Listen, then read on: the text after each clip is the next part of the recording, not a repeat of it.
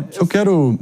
Como vocês muito bem sabem, a boataria em Brasília dava conta de que realmente a apreensão do passaporte do deputado Eduardo Bolsonaro era algo iminente e também havia uma negociação ali bruta, pesadíssima para que ele assumisse também a Comissão de Relações Exteriores do Congresso Nacional.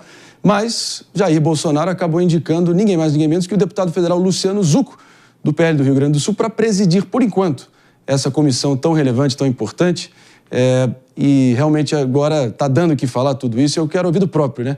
Antigo tenente-coronel Zucco, agora deputado federal Zucco, aqui ao vivaço conosco no Morning Show, já agradecendo a sua presença, deputado. Tudo que foi dito aqui, eu imagino que você estava ouvindo, mas essa questão principalmente da articulação do deputado mineiro com o deputado carioca, Lindbergh e o Rogério, né? Ambos ali arquitetando essa apreensão.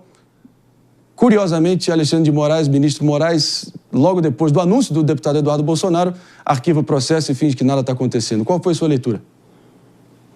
Bom, Marinho, antes de mais nada, agradeço a oportunidade. Parabéns pelo teu trabalho, te acompanho há um bom tempo. Parabéns ao Morning Show, a todos vocês aí que estão debatendo. Logicamente, com alguns eu concordo plenamente, com outro eu divirjo plenamente, porque... se basear em achismo, sem entender que o sistema existe e é podre, realmente fica ruim da gente debater, principalmente quando se envolve hoje em dia em fatos que deixam claro o que está acontecendo de forma muito triste no cenário nacional.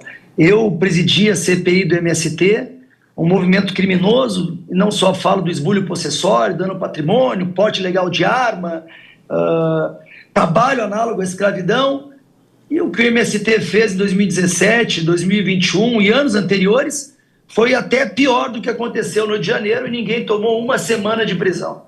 E aqui nós temos casos relacionados ao Rio de Janeiro de pessoas que nunca tiveram passagem alguma, professoras, donas de casa, empresárias, que hoje estão sendo condenadas a 17 anos de cadeia por causa de um batom, enquanto Elisa Matsunaga esquartejou sua esposa e tomou menos. Então, quem defende ou quem quer ainda achar uma justificativa, porque o que o judiciário está fazendo, para mim já perde a credibilidade jurídica. Esqueça que eu sou de direita, conservador, liberal na economia. Mas eu quero que ele avalie os fatos. Essas pessoas merecem estar presas e condenadas? É um movimento político ou jurídico? E no tocante ao que aconteceu com o Eduardo, por que o Eduardo está lá? Porque, acho que foi o teu comentário muito feliz e inteligente. Como é que pode o Alexandre de Moraes pedir 5 dias para o Gonê se posicionar em relação à judicialização de um partido político baixo, que é o PT, judicializar uma coisa que a gente deve resolver em âmbito político? Então, o PT está chamando o judiciário, porque neste momento o judiciário o atende, mas em outros momentos não atendeu, e o Gonê demorar 18 dias para se posicionar justamente quando Eduardo Bolsonaro falou que ia ficar nos Estados Unidos. E mais engraçado ainda, Alexandre de Moraes, minutos depois, dizer que arquiva. É o jogo jogado, é o sistema andando. Mas eu digo para vocês, isso tudo vai sim ser esclarecido, porque nós teremos punição clara e objetiva a quem está aumentando, digamos assim, a voz em relação ao que deveria ser o jurídico, e que hoje está, digamos assim, um movimento político. Aqui a CREDEM, que é a Comissão de Relações Exteriores, eu fiquei muito feliz, né, de ser lembrado mais uma vez pelo presidente Bolsonaro, pelo Eduardo, que pediram para que eu... deixa eu ver se a minha imagem, acho que agora alguém me ligou. Melhorou? Tudo certo. Pode prosseguir, deputado, sem problemas. Desculpa, aqui que entrou uma ligação. Fica à vontade. Então, o que aconteceu aqui em relação à CREDEM é que realmente houve esse convite. Eu sou o líder da oposição, mas então eu entendo que o trabalho que a gente está fazendo, que é muito fácil ser oposição a esse governo, não ao país, é muito fácil falar dos escândalos que estão envolvendo o Ministério da Cultura, os escândalos que estão envolvendo a contratação de uma empresa espanhola para a COP30. Nós precisamos abrir várias CPIs. Esse governo é muito incompetente, irresponsável, historicamente corrupto, e, logicamente, estar à frente da oposição é uma responsabilidade. Falei com o presidente Bolsonaro, ele entendeu o meu posicionamento, Logicamente que eu não vou negar auxílio, vou estar na vice-presidência desta comissão, indiquei um outro colega para que ele presida, para que a gente possa fazer, né, este contraponto em relação a uma comissão que hoje será muito importante com esta entrada que o Eduardo Bolsonaro tem, não só nos Estados Unidos. O Eduardo Bolsonaro tem uma relação muito próxima com o Oriente Médio, com a Europa, aqui com os países da América Latina. Mas eu, escutando, né, os debatedores ali, eu só quero deixar muito claro que o que está acontecendo hoje é muito grave para a democracia nacional, não é para o PL ou para quem se diz de direita. No momento que a gente não tem um equilíbrio dos poderes e que o judiciário passa a ser mais um poder político, a gente passa a mercê de realmente estar sempre tratando com quem estiver na cúpula do poder. Por isso que eu sempre defendi que quem indicar a indicação para Supremo não é a melhor forma.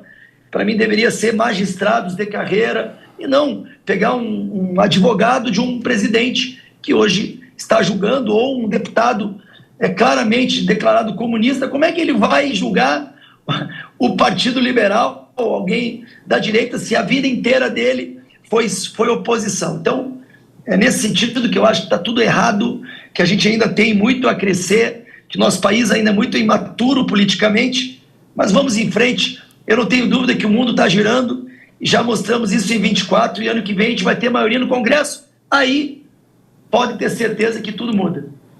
É isso aí, deputado Zucco. Acho que, sinceramente, aqui, falo por mim, eu acho que pela bancada também, no sentido de querer realmente entender o presente e as implicações que terá logo mais, né? Porque, sinceramente, eu acho que não é questão de Lula, Bolsonaro, direita ou esquerda, é a questão do que o Brasil está se tornando.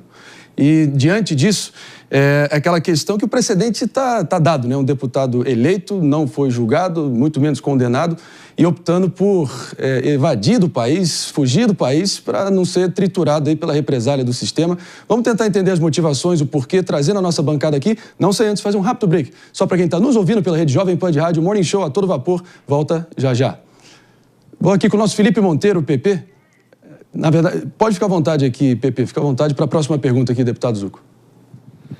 Bom, não dá para você ser humano, não ver o que aconteceu com Flávio Bolsonaro, mesmo discordando ou concordando ideologicamente dele. Eduardo Bolsonaro, e não ficar minimamente estarrecido e minimamente preocupado com como é que está indo no Brasil, né? O Brasil vive uma crise institucional, uma crise democrática muito grave. E os políticos em geral e a população, né, pararam, né, de discutir assuntos importantes e pararam de se compactuar um com o outro, de entender um outro lado, né? A caneta muda de mão, o canhão muda de mira, mas quando a pessoa está com o canhão e está com a caneta, parece que olha para o opositor e fica feliz ao ver o outro ser perseguido, a ver o outro ser condenado, né? A gente perdeu a capacidade de discutir projeto de país, de se compactuar com o outro. Quando eu vi o Eduardo Bolsonaro chorando, né, pode ser política, pode ser narrativa, eu fiquei preocupado, né? A gente vive uma crise institucional grave no Brasil, né? Não dá para a gente achar, por exemplo, que o inquérito da fake news aberto em 2019 está até hoje vigente, sem encerramento algum. Não dá para a gente achar normal, né, bloquear contas de Instagram, de Facebook, de Twitter, de várias pessoas que pensam diferente. Não dá para a gente achar isso normal. Não dá para a gente achar isso normal. Não dá para a gente achar normal, né, no Brasil, né, decisões democráticas como nunca foi feito antes. Então, eu queria saber de você, deputado, fazendo uma pergunta para você, até porque eu não podia comentar, eu tinha que fazer a pergunta, mas eu não podia eximir de fazer um breve comentário. Eu queria saber o que vocês pensam como alternativa para melhorar institucionalmente o Brasil, para reformar, caso o problema seja o STF, reformar institucionalmente o STF, né, sem personalismo, sem agressão barata, porque isso não leva a lugar nenhum. Olha, parabéns pela tua colocação de quem realmente tem uma maturidade política. Eu não falo que não há erros em todas as ideologias ou em pessoas, em CPFs, né, não em CNPJ. Eu quero deixar claro mais uma vez, o que a gente está passando hoje deve ser analisado de forma, digamos assim, objetiva, né? Eu gosto de comparar sempre ao que estão acusando, por exemplo, o presidente Bolsonaro. É truculento, teve a sua comunicação talvez não tão desenhada e redonda em relação à vacina, mas qual é o caso de corrupção que tem contra ele? Tem a baleia, que eu acho que é uma importunação forte e realmente latente para que seja noticiado em todo o Brasil. tem o cartão de vacina, que ele comprou as vacinas porque pessoalmente optou em não se vacinar, isso pode ser uma crítica, vale. Tem a questão de ele falar com embaixadores, como o presidente da República. Agora, olha o que precede os governos de esquerda. Corrupção assumidas, condenações em todas as instâncias. Não dá para botar no mesmo bolo, na mesma panela e achar que, não, agora são vocês. Não, não é a questão. Quais são os casos de corrupção, os escândalos que são claros em relação ao governo que saiu. E no tocante ao Eduardo, tenho que falar para vocês, porque eu o conheço pessoalmente, é um cara extremamente preparado, foi o deputado federal mais votado da história do Brasil, é um cara que, como eu disse anteriormente, tem um trânsito muito positivo, e pode ter certeza que não é bom para uma nação ter alguém que vá para fora para querer esclarecer os abusos que estão sendo cometidos. Eu conheci a família do Clezão. Eu peço para quem critica, quem fala sobre os presos do 8 de janeiro, vai lá conversar com a família do Clezão, vai entender que o cara estava até às 4 horas do seu comércio, saiu lá para levar uma bandeira, depois foi preso e a família recebeu o caixão fechado. Vai falar com a dona Vanessa, com 6 filhos, que o marido dela estava numa churrascaria almoçando, passou aqui pela esplanada, foi defender de balas de borracha, foi preso e hoje está fora, foragido. Vai falar com a dona Dalgisa, 64 anos, que está em caso de depressão e que nunca teve um caso anterior a esse para ser condenada a 16 anos. Gente, é surreal isso. Eu quero que vocês avaliem fatos e não polemizem, como muito bem falou o Marinho, Bolsonaro, Lula. Houve a ampla defesa, houve o devido processo legal, melhor dizendo, houve a proporcionalidade das penas. Quem depredou, condena o cara por depredação, patrimônio público. Agora vai lá em golpe. Eu sou militar. Tenente-coronel do Exército, 27 anos do Exército. Que golpe é esse sem instituição nenhuma? Que golpe é esse sem arma? Que golpe? Golpe é o que eles estão dando. Não só tornando ele elegível, é criando essa narrativa em torno de um sistema. Será que vocês não entenderam ainda que o que aconteceu no Rio de Janeiro foi uma infeliz manifestação de pessoas que não aceitavam o resultado? Ok, puna-se isso. Agora vem falar de golpe, é palhaçada isso. É imaturidade, é irresponsabilidade, é narrativa, sem armas, sem tanque, sem líderes.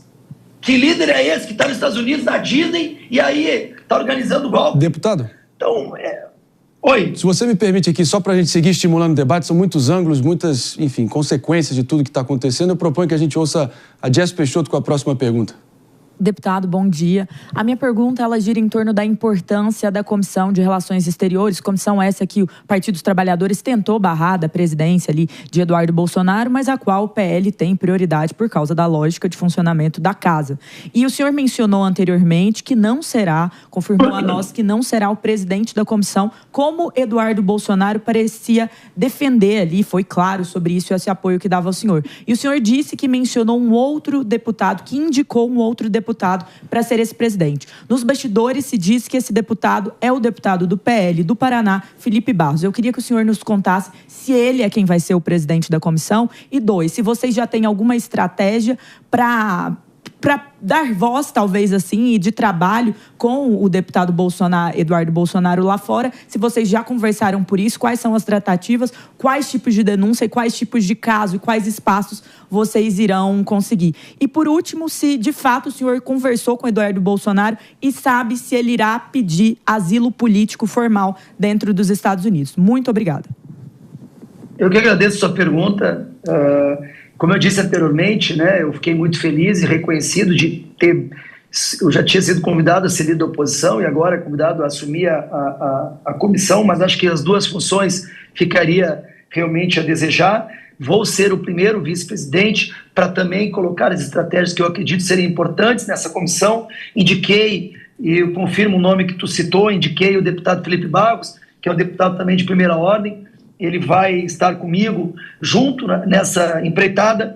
As estratégias são as mais diversas, é uma comissão muito importante que trata da defesa nacional, das relações exteriores. Nós temos ainda muitos projetos que vão estar na pauta. Logicamente que esta posição do Eduardo e esta ligação que ele tem hoje no cenário internacional e principalmente com o governo norte-americano será tratado naquele DEM. Já estamos alinhando aí algumas audiências públicas, participações de parlamentares norte-americanos para falar justamente sobre o abuso do judiciário e tantas outras pautas. Essa informação do asilo político não o tenho, sinceramente não é essa a intenção. Ele realmente fez um pedido muito específico de 4 meses se licenciando. Eu espero que durante esses 4 meses a gente consiga amadurecer, entender um pouco o cenário. Como eu disse anteriormente, existem aí possibilidades de sanções para quem está cometendo crimes no cenário nacional. O Eduardo pode ter certeza que ele mais gostaria de estar aqui hoje na implantação das comissões. Agora, 10 horas já começou essa implantação. Terminando a entrevista com vocês, eu já tenho que ir lá votar. E ele vai retornar o mais breve possível. Não acredito que vai se estender acima de 4 meses. Seguimos aqui ao vivaço com o deputado federal Luciano Zucco, do PL Gaúcho, e seguindo aqui no Morning Show com o Mano Ferreira, deputado, com a próxima pergunta. Bom dia, deputado. Muito obrigado por estar aqui conversando com a gente democraticamente. Eu acho que Obrigado, mano. A gente vive um momento no Brasil onde é preciso deixar a emoção um pouco sob controle para ter uma conversa sobre agenda concreta de país. Eu sinto muita falta dessa capacidade. Nós vivemos tempos atrás quando, por exemplo, foi o Supremo que impediu o então ex-presidente Lula de virar ministro da então presidente Dilma. Muitos grupos da direita, inclusive os bolsonaristas, aplaudiram a postura do Supremo Tribunal Federal, enquanto, na época, os petistas olhavam para aquilo e diziam que o Supremo estava sendo político. Hoje, na minha leitura, a gente vive uma inversão dessa equação. Mas, para mim também, muito mais do que o problema do STF em si, nós vivemos uma crise de legitimidade com o Estado brasileiro. E o judiciário é parte disso, com problemas de operação que não estão apenas na Suprema Corte, começam na primeira instância. E isso nos leva a uma insegurança jurídica enorme que acaba aumentando essas paixões políticas. Por isso, a minha pergunta é: vocês têm alguma agenda concreta, uma proposta sobre o qual o país possa se debruçar para melhorar a forma como o judiciário funciona de forma ampla, para além do xingamento a ministro da Suprema Corte? Mano, eu estava escutando os teus comentários anteriormente, respeito muito o teu posicionamento. Eu só faço uma ressalva que eu gostaria de deixar a emoção de lado, mas eu convido o amigo a tomar um café comigo aqui e receber os familiares de quem está sendo preso. Eu não tenho dúvida que tu vai mudar um pouco o teu posicionamento. A questão que envolve a política do Lula na gestão anterior, também eu deixo claro que não sou eu que condenei ele em 3 instâncias, por mais de, se eu não me engano, foram 9 ou 10 juízes, inclusive no TRF4, lá em Porto Alegre, eu conhecia desembargadores e que me disseram, que as provas eram mais do que concretas, seja sítio Atibaia, seja todos os envolvimentos que causavam a corrupção, inclusive com delações premiadas.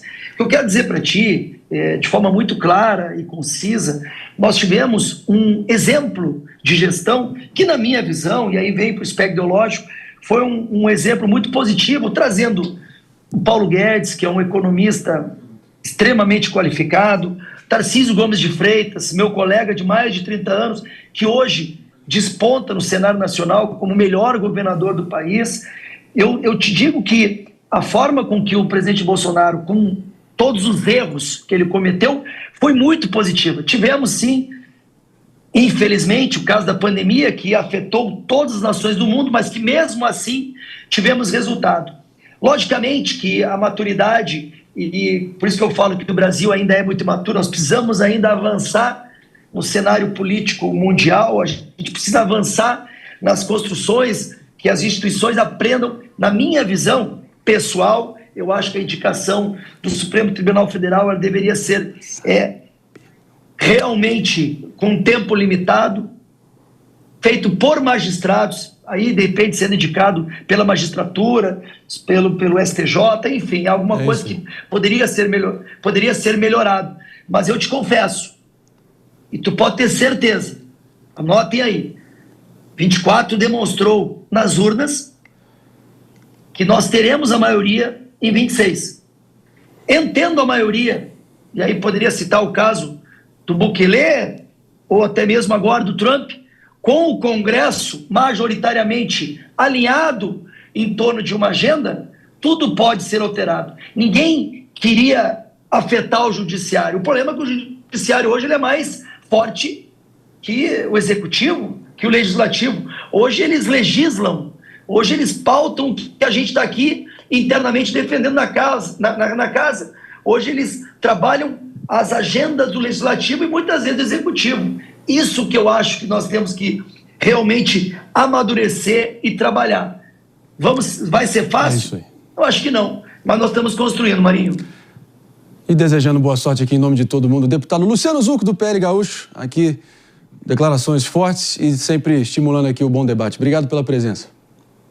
Eu que agradeço a oportunidade, parabéns aí pelos teus debatedores, parabéns pelo teu programa, fico sempre à disposição e mais uma vez parabéns pelo teu trabalho, Marinho. Um abraço.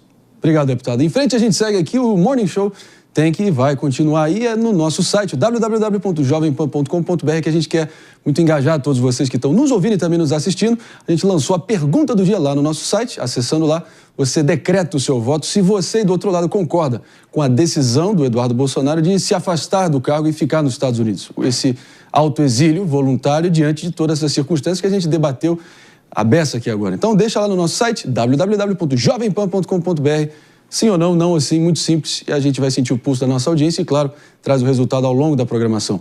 Agora, de novo, o mano foi certeiro, né, Henrique Kriegner, no sentido de tentar, pelo menos no meio desse caldeirão de emoções e ódios e paixões, ter o mínimo de racionalidade e o mínimo de coerência, né? Se for cobrar um lado, tem que ter a mesma intensidade para o outro, mas isso é algo que está quase em extinção no Brasil.